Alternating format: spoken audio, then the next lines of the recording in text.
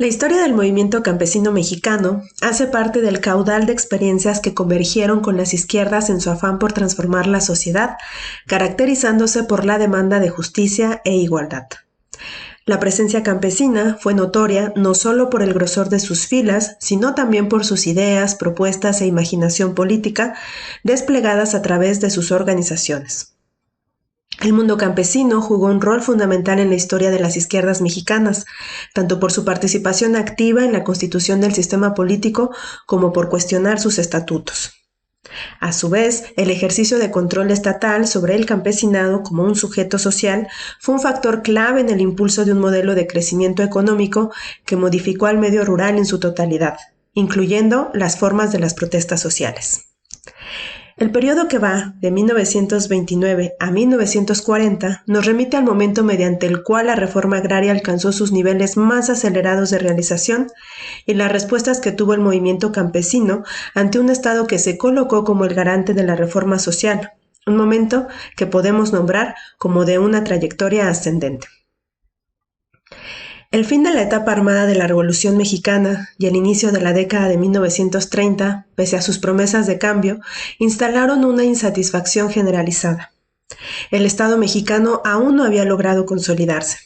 El peso político del general Plutarco Elías Calles, gran árbitro de la política nacional, se había agotado. El giro conservador del expresidente, sumado a la crisis económica mundial, aceleraron el deterioro del ámbito político.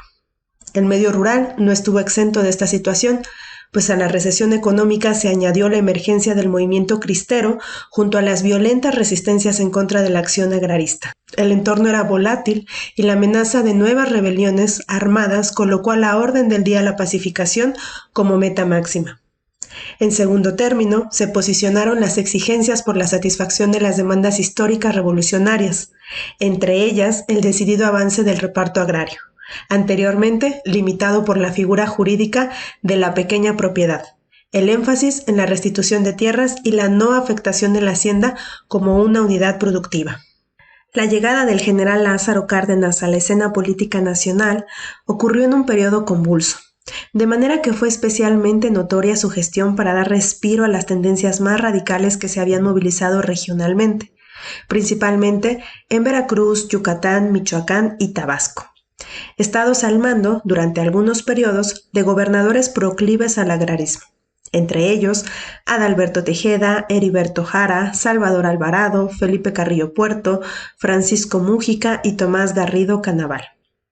Además, las medidas pacificadoras de Cárdenas coincidieron con la formulación de políticas económicas internacionales diseñadas para paliar los efectos de la crisis del capitalismo a través de otorgar centralidad al Estado en la rectoría de la economía, lo que decantó en la creación del Estado benefactor mexicano, preocupado por el fortalecimiento del mercado interno y el fomento a la industrialización.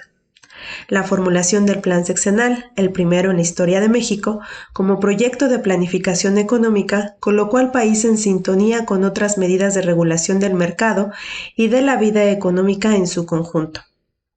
El plan contempló el reparto agrario bajo la idea de que la explotación de la tierra debía darse mediante cooperativas y otras formas colectivas de asociación, augurando que esto se replicaría en la minería y en la industria.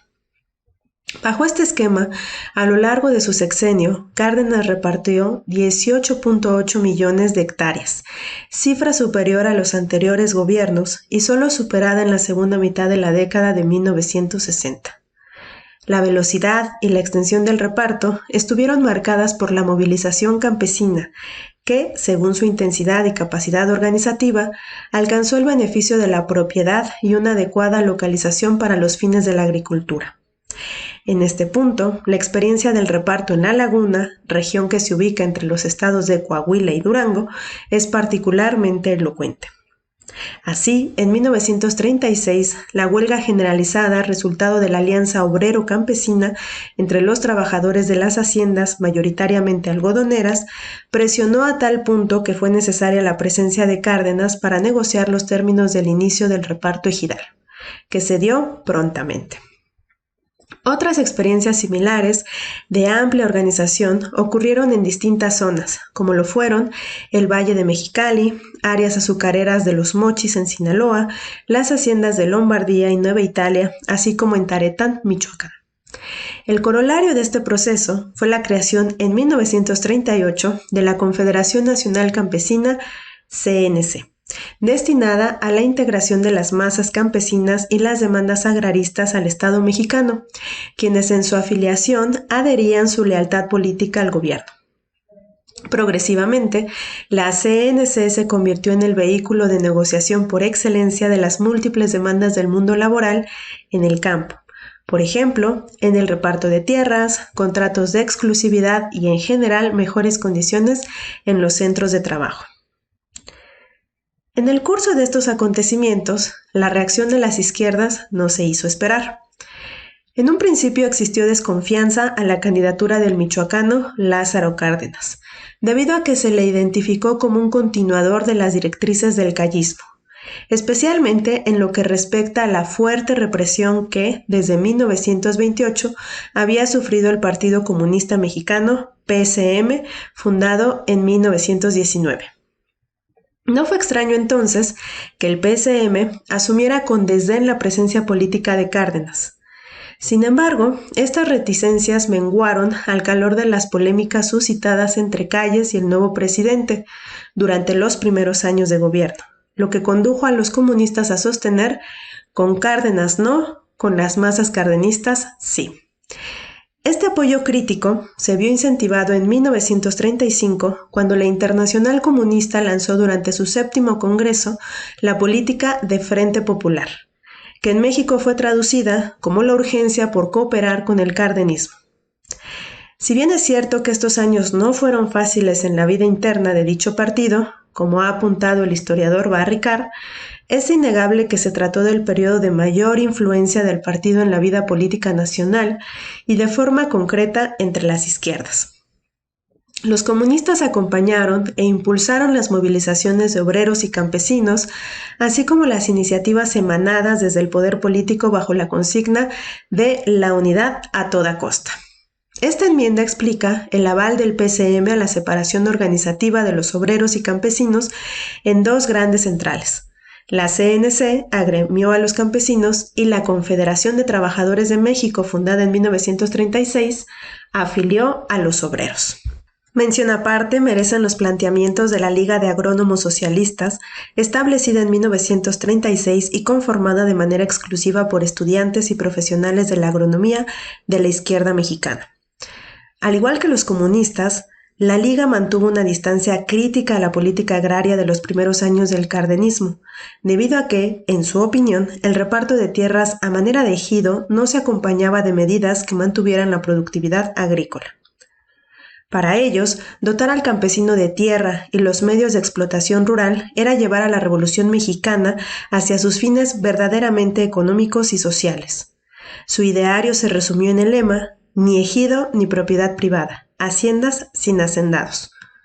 Propusieron así integrar grandes unidades económico-agrícolas, ganaderas y forestales que permitieran a los campesinos trabajar colectivamente la tierra a manera de cooperativas, para lo cual era imprescindible que el reparto agrario también distribuyera los medios de producción de las haciendas, así como el conocimiento técnico.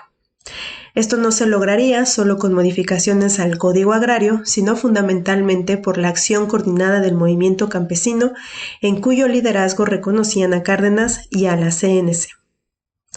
Como hemos visto, a partir del sexenio cardenista comenzó la conformación de lo que hoy se conoce como ideología de la Revolución Mexicana, perspectiva que sostiene la existencia de un proceso ininterrumpido de conquistas sociales y de modernización que arrancó en 1917.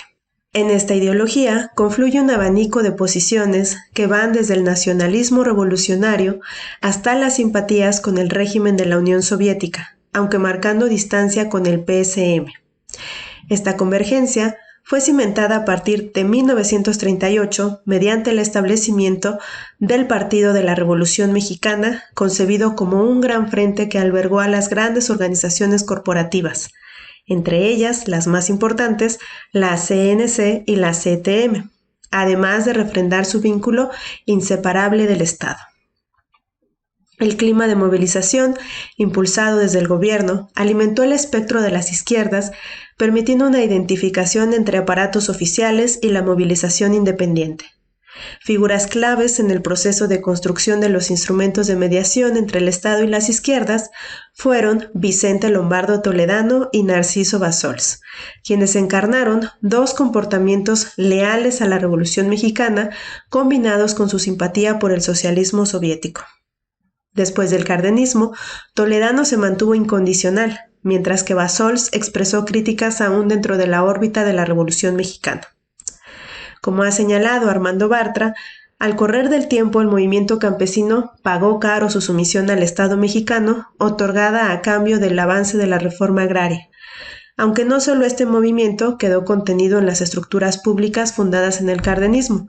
Las izquierdas enfrentaron de manera generalizada el dilema de sumarse a la ideología de la Revolución Mexicana o quedar marginadas en su incidencia política. En síntesis, el cardenismo fue un periodo ambiguo en el que, si bien se alentó la movilización de los sectores de la sociedad, a la postre las mediaciones construidas impidieron que sus acciones desbordaran los márgenes de la política estatal, cuyo signo dejó de ser la reforma social. Para cerrar esta sección, me parece pertinente recuperar el planteamiento del novelista inglés John Berger, quien en su obra, Puerca Tierra, señala las cualidades específicas de los movimientos campesinos a lo largo de la historia del mundo moderno. Él concluye que, a diferencia del movimiento obrero, la utopía campesina no imagina un régimen de abundancia y en su lugar recrea un mundo de justicia en donde el esfuerzo vinculado al trabajo no está ausente. Siguiendo a Berger, conocer este capítulo del pasado nacional nos permite recuperar la historia de la movilización campesina en México, ligándola a las expresiones concretas que asumió la política de izquierda.